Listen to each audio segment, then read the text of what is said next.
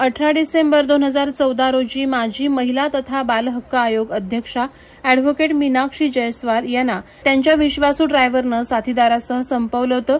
दरोड्याच्या उद्देशानं घरात घुसून 13 वेळा त्यांच्यावर धाड करून दागिने चोरले होते। परिस्थितीजन्य पुरावे आणि 20 साक्षीदारांच्या जबाबानुसार पनवेल न्यायालयानं आरोपींना दोषी ठरवत दुहेरी जन्मठेपेची शिक्षा सुनावली आहे। मीनाक्षी जयस्वाल यांचे पती डॉक्टर संतोष जयस्वाल हे मालेगाव कोर्टात न्यायाधीश म्हणून कार्यरत होते। हा खटला तब्बल 10 वर्ष चालला। अखेर मीनाक्षी जयस्वाल यांच्या आरोपींना शिक्षा मिळाली आहे। सरकारी वकील म्हणून या केसमध्ये उज्ज्वल निकम यांनी काम पाहिलं।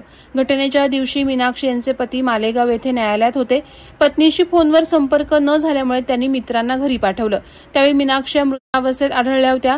खारघर पोलिसांना या प्रकरणाचा तपास करताना एकही प्रत्यक्षदर्शी साक्षीदार सापडला नसला तरी परिस्थितीजन्य पुरावे सादर करत आरोपींविरुद्ध भक्कम पुरावे न्यायालयात विशेष सरकारी वकील उज्ज्वल निकम यांनी सादर केले। या खटल्यात विशेष सरकारी वकील उज्ज्वल निकम यांनी 20 साक्षीदार तपासून आरोपींनी दरोडा आणि चोरीच्या उद्देशानं मीनाक्षी यांना संपवल्याचं सिद्ध केलं।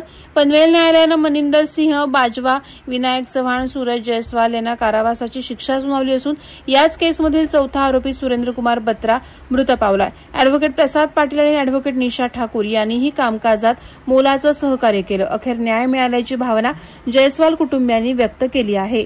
वादळवारा लाईव्हसाठी न्यूज ब्युरो पनवेल। नवी मुंबई व रायगड जिल्ह्यातील ताज्या बातम्या आणि घडामोडींसाठी सबस्क्राईब करा वादळवारा लाईव्ह चॅनल आणि दाबा बेल आयकॉन।